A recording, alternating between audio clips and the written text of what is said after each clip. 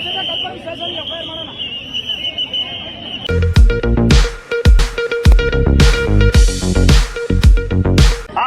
ಕೂಗೋದು ಕಿರ್ಚೋದ ನಾಳೆ ನೋಟಿಸ್ ಕೊಡ್ತೀನಲ್ಲ ಅವಾಗ ಅರ್ವಾಗತ್ತೆ ನಿಮಗೆ.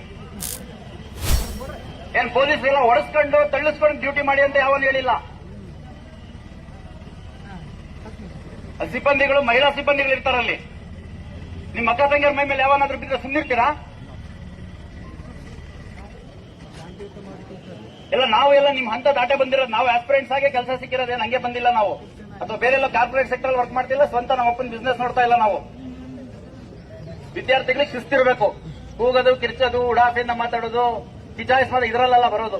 ದಯವಿಟ್ಟು ನೋಡಿ, ಬಹಳ ಸ್ಪಷ್ಟವಾಗಿ ಹೇಳ್ತಿದ್ದೀನಿ. ಸುಮಾರು 30 ಕ್ಯಾಮೆರಾ ಇಟ್ಟು ನಾನು ಎಲ್ಲ ರೆಕಾರ್ಡ್ ಮಾಡಿಸಿದ್ದೀನಿ.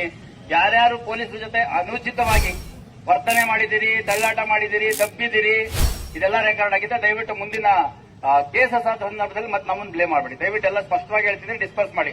ಬ್ರದರ್, ನಿನ್ ಗಾಡಿ ಖಾಲಿ ಮಾಡ್ತೀಯ, ವಿಡಿಯೋ ರೆಕಾರ್ಡಿಂಗ್ ಮಾಡ್ಕೊಂಡಿದೀವಿ. ಅದರಿಂದ ಮತ್ತೆ ನಾಳೆ ಕೇಸಸ್ ಆದ್ರೆ ನಾವು ಜವಾಬ್ದಾರಲ್ಲ. ಬಹಳ ಸ್ಪಷ್ಟವಾಗಿ ಹೇಳ್ತಿದ್ದೀನಿ. ಎಲ್ಲ ನಮ್ಮ ಅಣ್ಣ ತಮ್ಮಂದ್ರೆ ತಂಗಿದ್ದೀರಿ. ಒಂದು ಒಳ್ಳೆ ಉದ್ದೇಶದಿಂದ ಹೇಳ್ತಿದ್ದೀನಿ, ಒಬ್ಬ ಅಣ್ಣನಾಗಿ ಹೇಳ್ತಿದ್ದೀನಿ. ಎಲ್ಲ ದಯವಿಟ್ಟು ನಿಮ್ಮ ಪಿಜಿ ಇದೆಯೋ, ಲೈಬ್ರರಿ ಇದೆಯೋ, ಎಲ್ಲಿದ್ರೆ ಹೋಗ್ರಿ. ಯಾವ್ದೋ ನ್ಯೂಸೆನ್ಸ್ ಆದಾಗ ಕೇಸಸ್ ಆದ್ರೆ ಮತ್ತೆ ನಿಮ್ಮ ಭವಿಷ್ಯ ಹಾಳಾಗುತ್ತೆ. ಪೊಲೀಸ್ ಇನ್ವೆಸ್ಟಿಗೇಷನ್ ಯಾರು ತಪ್ಸಕ್ಕಾಗಲ್ಲ, ಯಾರು ಮಾಡಬೇಡಿ ಅಂತ ಹೇಳಕ್ಕಾಗಲ್ಲ. ಸಾಕಷ್ಟು ನಾವು ಸಂಯಮದಿಂದ ನಡ್ಕೊಂಡಿದ್ದೀವಿ. 2,000 ಜನ ಸಿಬ್ಬಂದಿಗಳನ್ನ ನಿಯೋಜನೆ ಮಾಡಿದ್ದೀವಿ. ಇನ್ನು ದಯವಿಟ್ಟು ಇನ್ನು ಮುಂದುವರಿಸಬೇಡ್ರಿ. ದಯವಿಟ್ಟು ಡಿಸ್ಪರ್ಸ್ ಆಗಿ ಎಲ್ಲ ಫಂಕ್ಷನ್ಗೆ ಹೋಗಿ. ನಿಮ್ ಪರವಾಗಿ ಮಾತಾಡ್ಲಿಕ್ಕೆ ಸಂಬಂಧಪಟ್ಟ ನಾಯಕರು ಬಂದಿದ್ದಾರೆ, ಅವ್ರ ಮಾತು ಕೇಳಿ ನಿಮ್ದೇನಾದ್ರು ಅಹವಾಲ ಇದ್ರೆ ಅಲ್ಲಿ ಹೇಳಿ.